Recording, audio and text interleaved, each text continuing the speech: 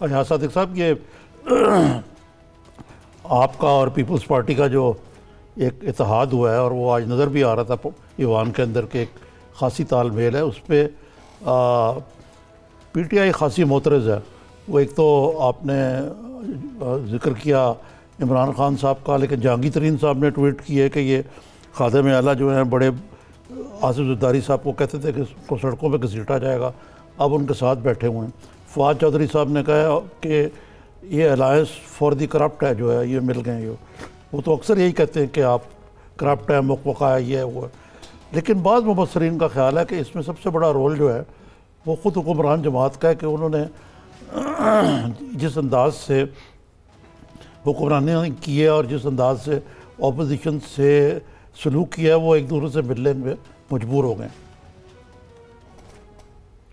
निज़ामी साहब, आपने सही ये बात की। मुझे याद है कि 1997 में जो पार्लियामेंट में दोस्त होते थे वो बताते थे कि अगर पीपल्स पार्टी वाला कोई मुस्लिम लीग नून से बात के मेंबर से बात कर ले या मुस्लिम लीग नून का पीपल्स पार्टी से बात कर ले तो फिर वहाँ इसको अच्छा नहीं समझा जाता था।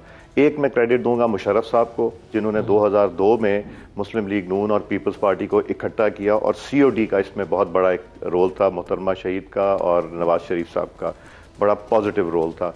उसके बाद फिर इस गवर्नमेंट का भी बहुत मेजर रोल है, क्योंकि आप जानते हैं हमारी लीडरशिप की और पीपल्स पार्टी की लीडरशिप की कोई राब्ता नहीं था, मगर मेंबरान का जो था वो बहुत ही अच्छा एक वर्किंग रिलेशनशिप था between Peoples Party and PMLN।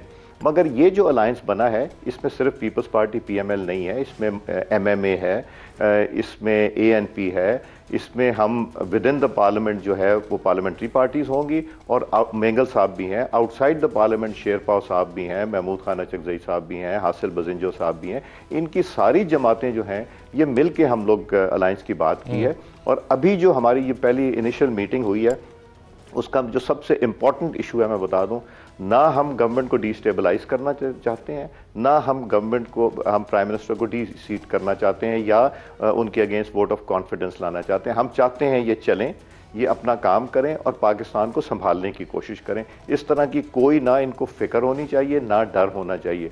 और ये इस तरह के इररिस्पॉन्सिबल जो स्टेटमेंट्स आती हैं डिफरेंट लोगों से, उससे जमहूरियत को फ़ायदा नहीं होता, नुकसान होता है। और अगर ये नुकसान चाहते हैं तो हम तो पहले ही अपोजिशन में ये अपना भी नुकसान कर लें। अभी तो बैलेंस भी होना है कि अभी मुस्लिम लीग नून और पीपल्स पार्टी के मेंबरान के ऊपर नैब और FIA है, तो अब जब बैलेंस होगा तो फिर आप खुद समझ लें कि और कौन कौन होगा इसमें। तो इसलिए हमें ज़रा मैच्योर और सीजन्ड और रिस्पॉन्सिबल पॉलिटिक्स करनी चाहिए।